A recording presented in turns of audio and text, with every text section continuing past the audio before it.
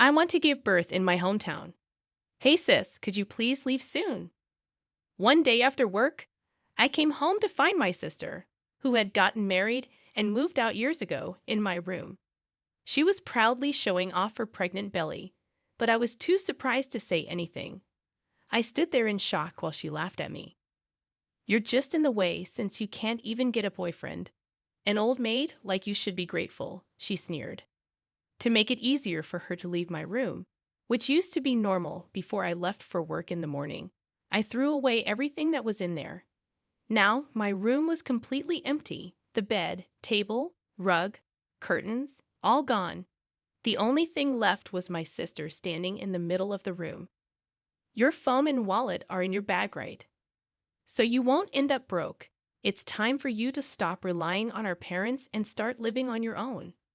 Yeah, I didn't think about getting my stuff back or kicking my sister out. I just didn't want to see her anymore. That's all. As I walked away, I could hear my sister burst out laughing, unable to hold it in any longer. You can't even say anything back at this point. Aren't you too weak? She mocked. Ignoring her, I kept walking down the hallway.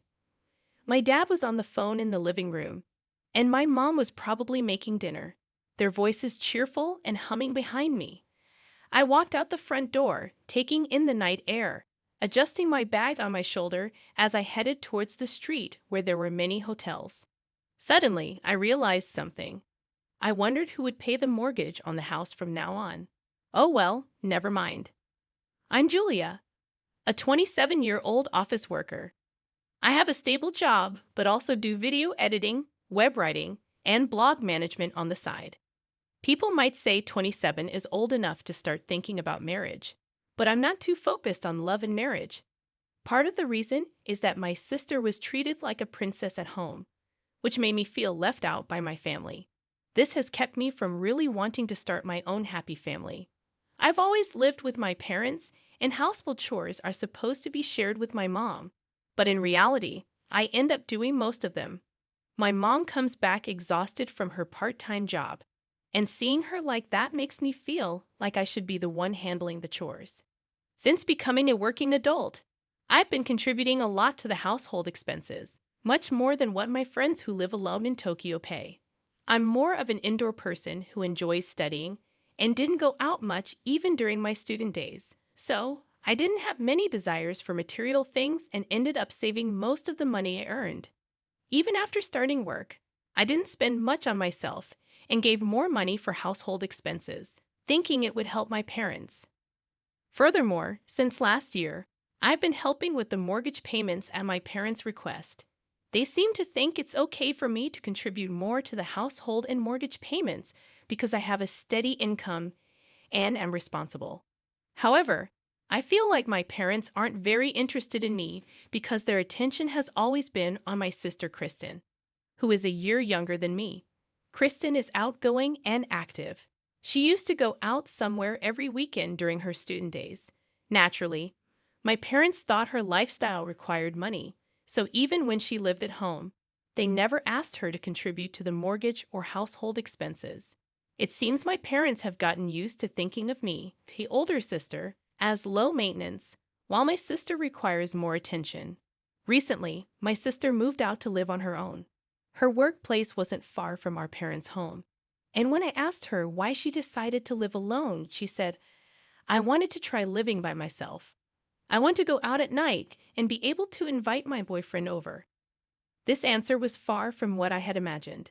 I thought she moved out to make things easier for our parents or to become independent. On the other hand, I had no intention of leaving our parents' house and believed it was natural to help each other out as a family, even if it meant contributing more to the living expenses. Then, after a while, when I returned home, my sister was waiting for me saying, Welcome back, sis. I often feel like my parents are more interested in my younger sister Kristen than in me. Kristen is outgoing and active, always going out on weekends during her student days. Because of her lifestyle, my parents assumed she needed more financial support, so they never asked her to contribute to household expenses or the mortgage when she lived at home. It seems my parents have been conditioned to see me, the older sister, as low maintenance, while my sister gets more attention. Recently, Kristen moved out to live on her own, not far from our parents' home. When I asked her why she wanted to live alone, she said, "I wanted to try living by myself. I want to go out at night and be able to invite my boyfriend over." This answer was far from what I expected.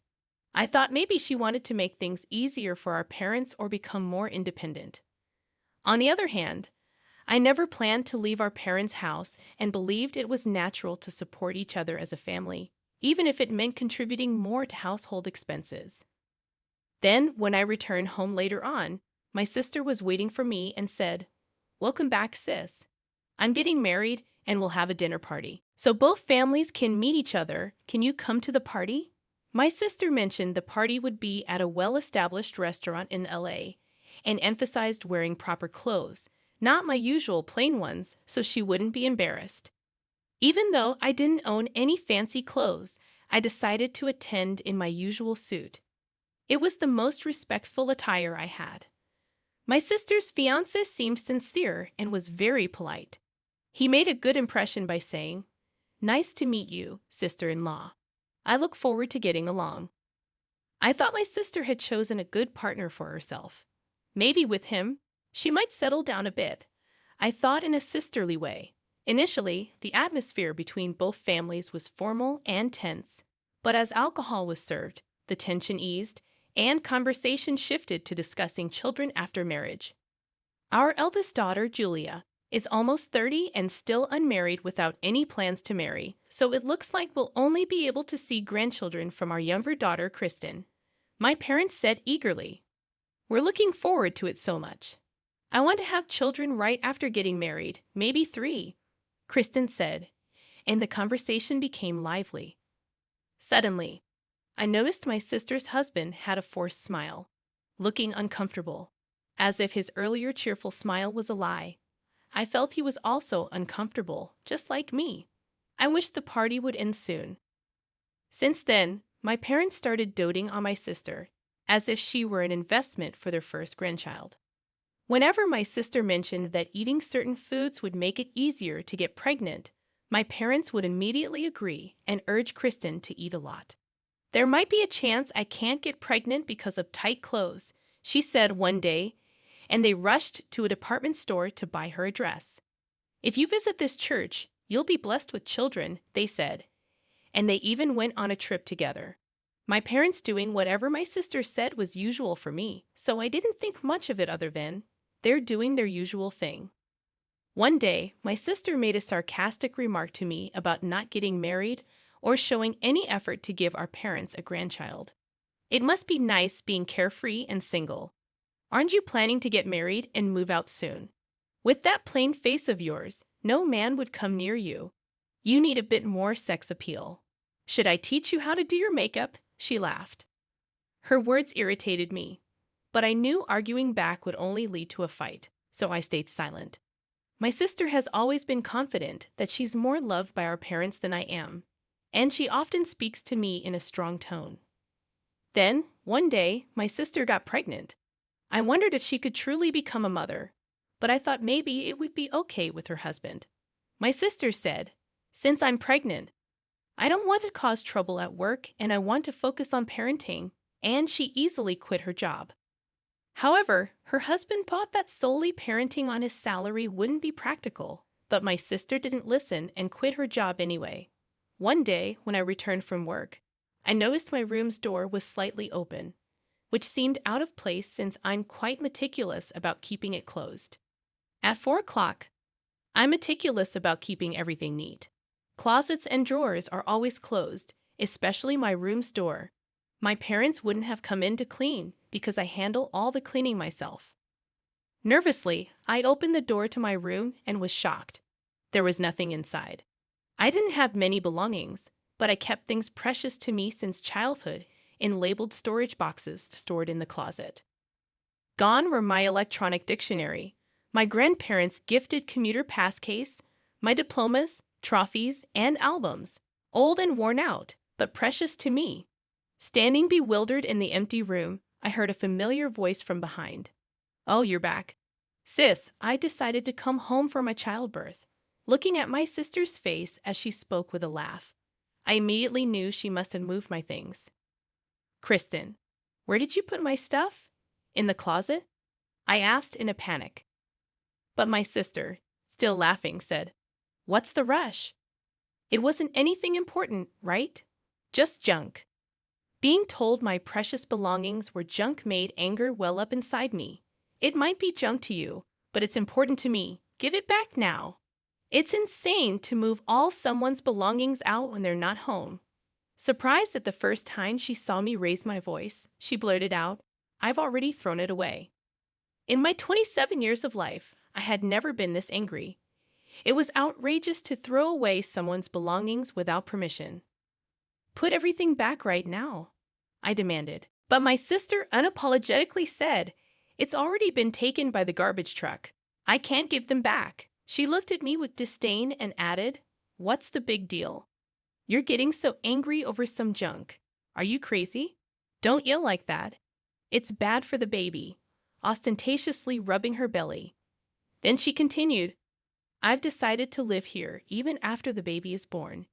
It seems tough after childbirth, and Mom and Dad want to see their grandchild every day. Matt plans to stay here too, so it's too small with just my room. That's why I decided to use your room too. You understand, right? You're such a filial piety failure." I was utterly astounded by her selfish behavior. Going to our parents' home for childbirth is supposed to be a temporary return, but living here with her husband and child is simply cohabitation, isn't it? And then to unilaterally label someone as a failure in filial piety. My anger bubbled up. "Do you even realize you're being a failure in filial piety, staying at home without getting married, and as the eldest daughter, not even bringing in a son-in-law? I'll show them a grandchild's face and create a life where we can live together and see each other every day. Who do you think is doing more for our parents?" She was unilaterally declaring as if it were all my fault, but there was no way I could just sit back and listen to her. "If you want to live in this house as a family, that's something the whole family should discuss, especially since you want to use my room. You should have said something sooner if you had a set date for returning." At that point, my sister interrupted by banging loudly on my room's door. "Shut up. See, you're always like this, making a fuss. That's why I made it, so you have no choice but to leave. It's annoying." That sounded like mere lashing out. Trying to use someone's room without permission and having thrown out the current resident's belongings. Yet she spoke as if she were the victim. Kristen banged on the door over and over again. "You're in the way. Leave. Don't ever come back." I was beyond flabbergasted. "Then, as you wish, I'll just leave. I don't have any belongings left. No need to pack." My immense anger had now turned into sheer astonishment. I even felt like I never wanted to see her again. I turned around and headed straight for the entrance. My parents didn't seem to notice me returning and immediately leaving through the front door. My father was probably bragging on the phone to a relative about his pregnant daughter coming home to live with them permanently. My mother seemed to be in the kitchen, possibly making my sister's favorite dish, humming a tune. I wasn't living with my family expecting anything in return.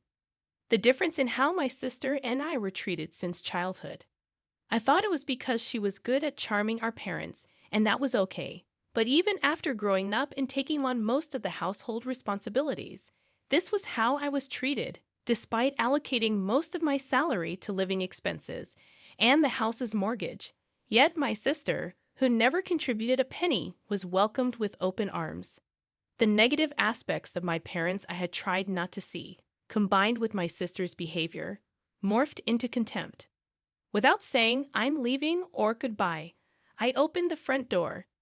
Until that door closed, neither my parents nor my sister said anything to me. Then, a week later at the end of the month, which was payday, I usually transferred living expenses and the mortgage payment to my father's account. But I didn't make the deposit since I don't live there anymore. I don't see why I should pay the mortgage for a house I'm not living in. The housing mortgage was originally taken out by my father, so it was supposed to be planned in such a way that he could comfortably repay it from his income. The household shouldn't become unsustainable, just because I stopped making deposits. However, a little while later, I got a call from my mother. Right off the bat, she said, "Julia, we've received a notice for unpaid mortgage." When I checked, there was no money in my father's account. She rattled on before I could even answer, clearly in a panic. "Julia, do you know why this happened? Don't tell me you withdrew it." In contrast to her frantic tone, I answered calmly, "All I did was stop making deposits. I didn't withdraw anything. If there's an unpaid mortgage, it means the withdrawal couldn't be made, right? Did you make sure there was enough balance on the withdrawal date? You didn't make a deposit." "Why?" She sounded genuinely puzzled.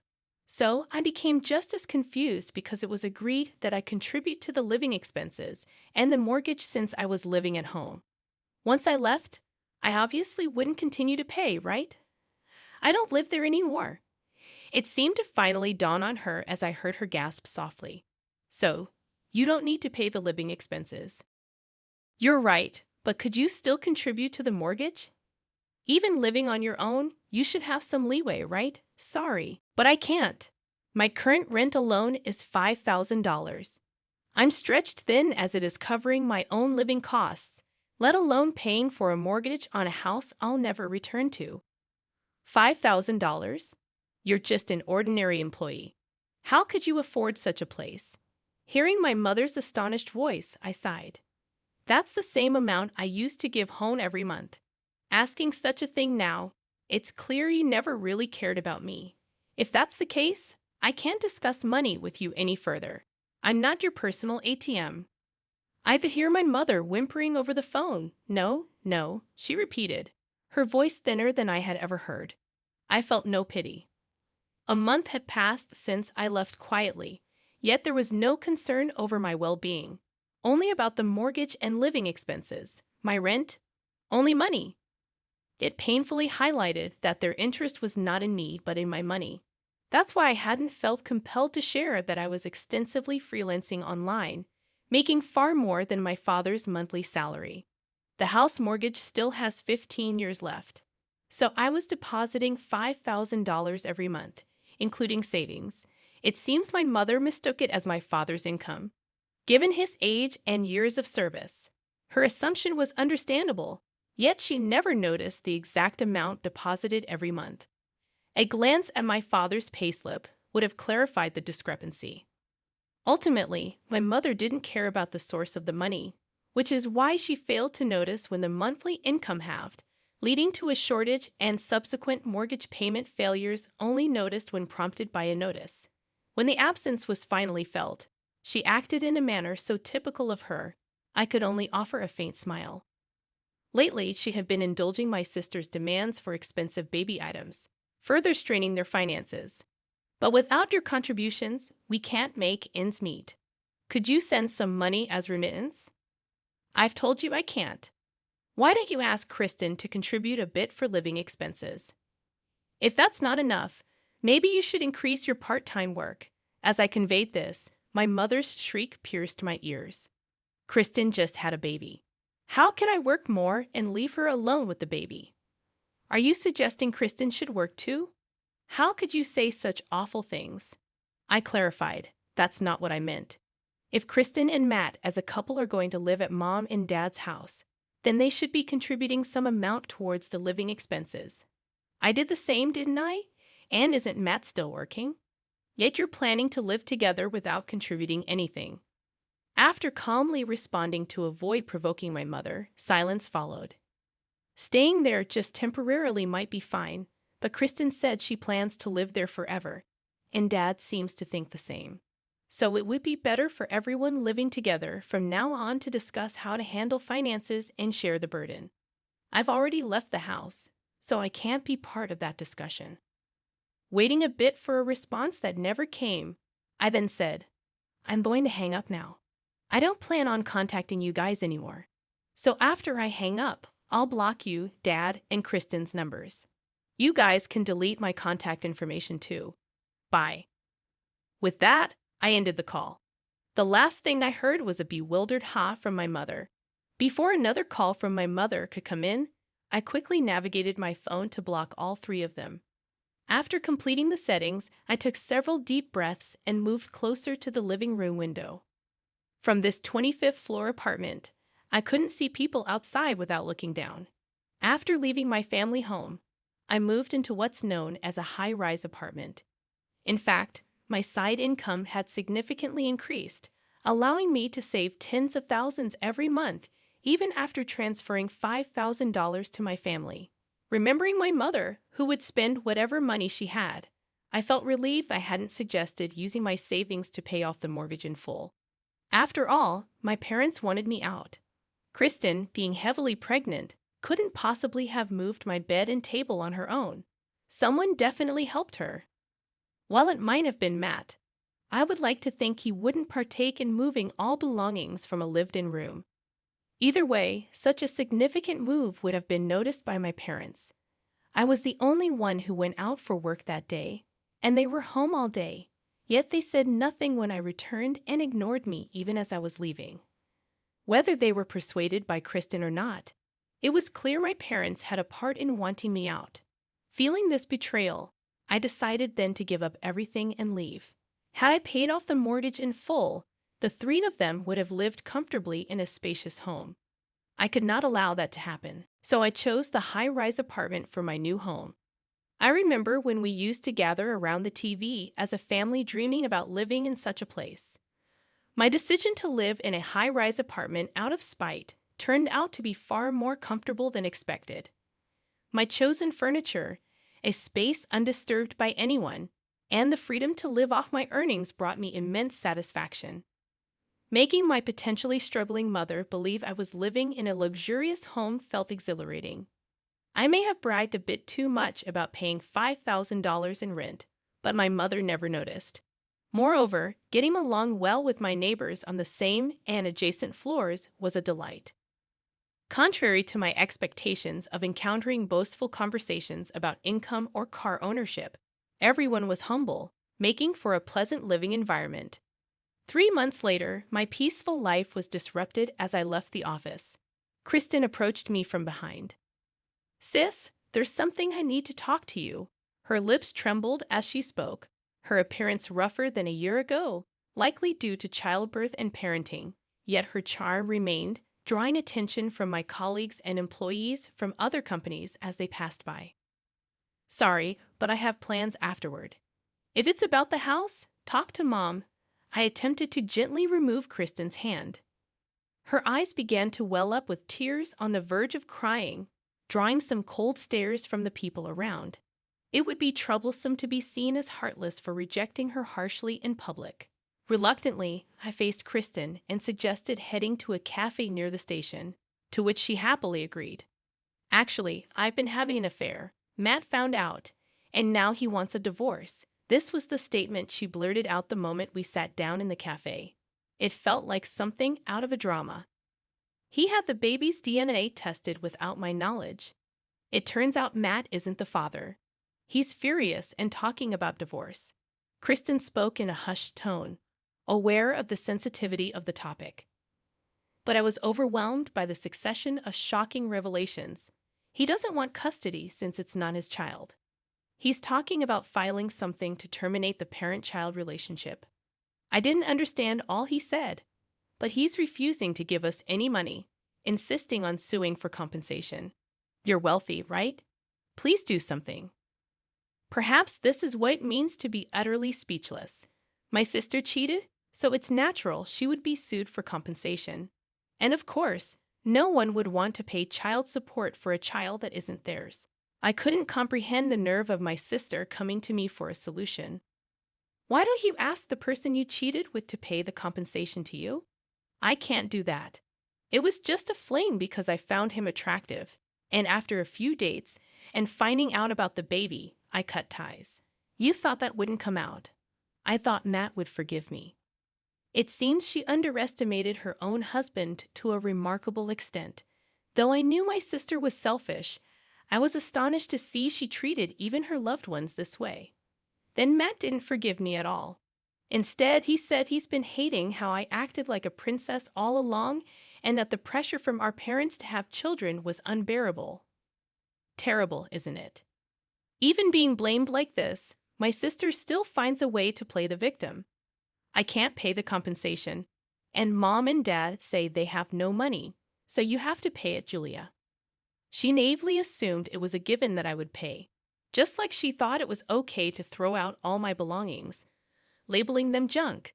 I was profoundly disgusted by her sense of entitlement, that someone would always bail her out.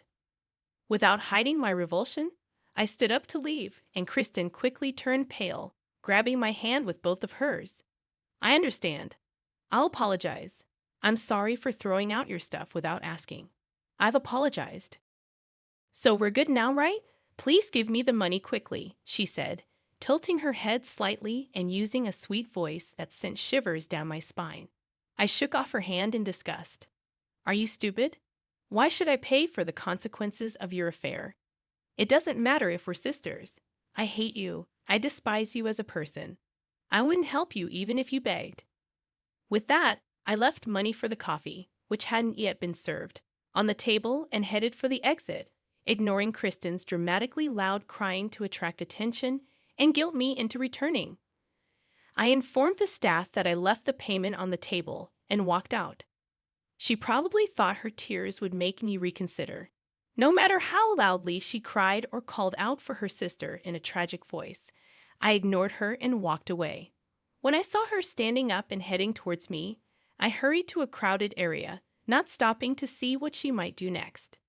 After about an hour of dodging through convenience stores, bookstores, and the shopping mall around the station, and seeing no sign of Kristen, I finally let out a deep breath and headed home.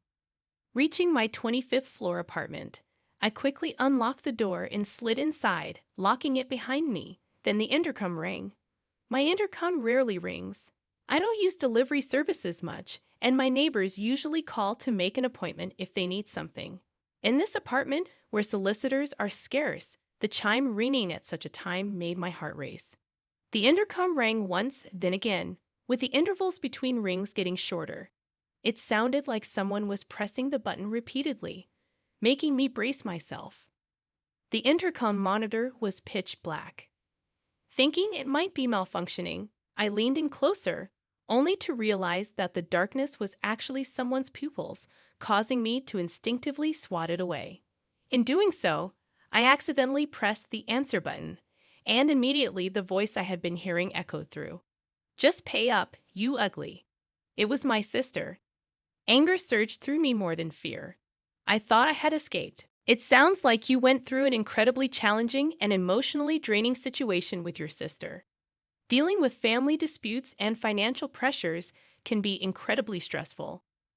It's unfortunate that you had to experience this kind of behavior from someone you're related to. It's good to hear that the security personnel were able to handle the situation when your sister showed up at your apartment uninvited. It must have been a relief to know that she was escorted away and didn't return. As for the ongoing disputes between Kristen and Matt, it sounds like a difficult and complicated situation. Family dynamics can be complex, especially when money and legal matters are involved. If you're feeling overwhelmed or need support during this time, it might be helpful to reach out to trusted friends or a counselor. Taking care of your own well-being is important, especially after going through such challenging circumstances. If there's anything else on your mind, or if you want to talk more about this, feel free to share. The story goes like this. Because my parents couldn't keep up with the mortgage payments, the bank took our family home. They had to sell the house to pay off the mortgage. Now they've moved to a less expensive apartment nearby. This sudden change caused stress and tension in our family, even though my dad's salary is enough for a modest life. They struggled because they got used to the money I used to send them.